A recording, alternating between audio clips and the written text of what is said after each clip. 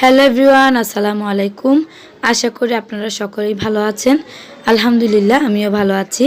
আজকে আমি আপনাদের সাথে শেয়ার করব লইট্টা মাছ দিয়ে লইট্টা মাছের ভর্তা রেসিপি।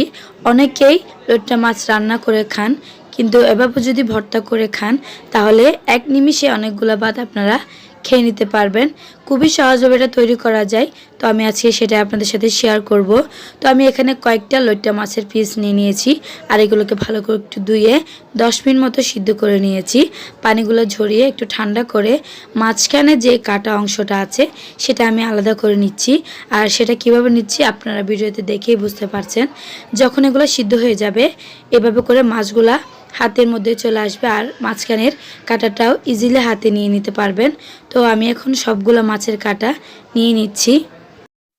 সবগুলো মাছের কাঁটা নিয়ে নেওয়ার পর আমি একটা সাইড এগুলোকে রেখে দিব। আর এখন আমার যা যা উপকরণ লাগবে আমি এগুলো নিয়ে নিয়েছি।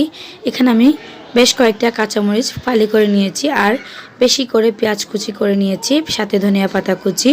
অবশ্যই কিন্তু লইট্টা মাছ ভর্তাতে পেঁয়াজ কুচি পরিমাণটা একটু বাড়িয়ে রাখবেন, তাহলে কিন্তু স্বাদটা দ্বিগুণ হবে।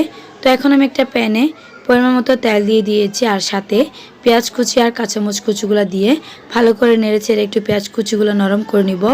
আর পেঁয়াজ কুচিগুলো যখন নরম হয়ে আসছে আমি এর মধ্যে লইট্টা মাছগুলো দিয়ে দিচ্ছি, আর একটু ভালো করে নেড়ে চেড়ে মিশিয়ে নিচ্ছি। আর এখন আমি এখানে 1 টেবিল চামচ পরিমাণ মরিচের গুঁড়ো, 1/2 চামচ পরিমাণ হলুদের গুঁড়ো, 1 টিস্পুন মতো মশলা গুঁড়ো আর স্বাদ মতো লবণ দিয়ে দিচ্ছি। ঝালের পরিমাণটা অবশ্যই আপনারা আপনাদের পছন্দ অনুযায়ী দিয়ে দিবেন। তো মশলাগুলো একটু ভালো করে নেড়েচেড়ে আমি মিশিয়ে নিচ্ছি, আর একটু ভালো করে কষিয়ে নিব। যখন মশলার ঘ্রাণটা চলে যাবে, উপরে তেল ভেসে আসবে, তো আমি এগুলাকে চুলা থেকে নামিয়ে নিব। তো দেখতেই পাচ্ছেন খুবই সুন্দর একটা কালার আসছে। এখন আমার এগুলো পরিবেশন করার পালা। তো আমি এখন ধনিয়া পাতা কুচি দিয়ে আর একটু ভালো করে নেড়ে ছেড়ে দিয়ে এগুলোকে চুলা থেকে নামিয়ে নিব।